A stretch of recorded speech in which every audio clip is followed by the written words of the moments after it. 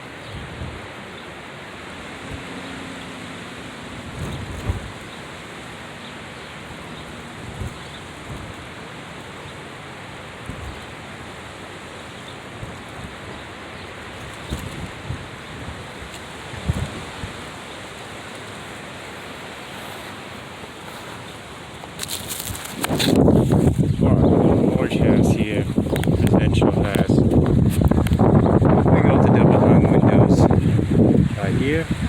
Always want to do those tops first and let them dry, and then we do the lower windows. Large house using the pure rinse system with the water filter. Very windy day here.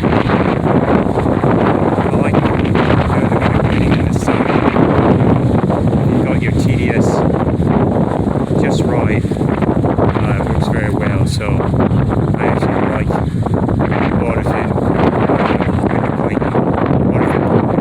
pure rinse window cleaning when I'm in the sun. That's the only time I like to clean windows though, is when I'm using the water fit pole. Traditional window cleaning with solution, it dries too fast, and it's not as fun cleaning windows in the sun, but here we are cleaning windows in the sun.